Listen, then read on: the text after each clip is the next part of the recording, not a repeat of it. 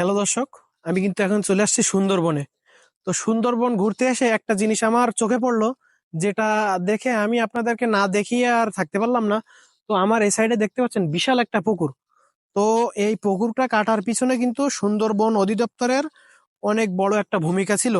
ওনারা এই পুকুরটা কাটার জন্য ওনাদেরকে আমি অনেক অনেক ধন্যবাদ জানাচ্ছি, কারণ এই পুকুরে যে পানিটা সংরক্ষণ থাকে, এই পুকুরের পানিটা কিন্তু বন্যের যত পশু পাখি আছে তারা কিন্তু সারা বছর কিন্তু খেয়ে সুস্থতার সাথে জীবনযাপন করতে পারে।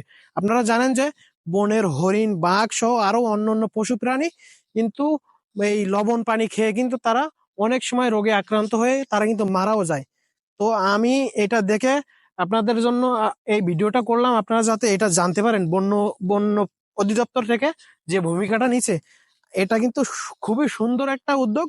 যার কারণে কিন্তু আমাদের বনের যে সম্পদ, বনের যে পশু পাখি আছে, এই যে সম্পদটা কিন্তু এটা কিন্তু রক্ষা করার জন্য একটা অনেক বড় ভূমিকা থাকবে। ঠিক আছে, এইখানে পুকুরটা নতুন কাটা হয়েছে, দেখতে পাচ্ছেন পুকুরে পানি খুব কম আছে। সামনে বৃষ্টির সময় পুরো পুকুরটা কিন্তু বৃষ্টির পানিতে ভরে যাবে। এই পানিটা কিন্তু সারা বছর কিন্তু পশু পাখি খেতে পারবে।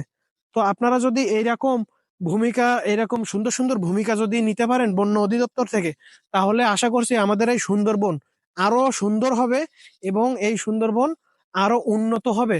এই সুন্দরবনের পশু পাখি খুবই খুবই আরামায়েশে থাকতে পারবে এবং নিরাপদে থাকতে পারবে। এই সাইডে দেখতে পাচ্ছেন লবণ পানি, এটা কিন্তু জোয়ারের পানি, এটা কিন্তু ভাটার সাথে সাথে কিন্তু শুকিয়ে যাবে। আর এই সাইডের মিষ্টি পানিটা কিন্তু এখানেই থেকে যাবে। তো আপনারা সুন্দর সুন্দর এরকম ভিডিও, সুন্দর সুন্দর আম, যদি ভিউগুলো দেখতে চান সুন্দরবনের, তাহলে আপনারা অবশ্যই সাপোর্ট করবেন, লাইক কমেন্ট শেয়ার করে আমাদের পাশে থাকবেন।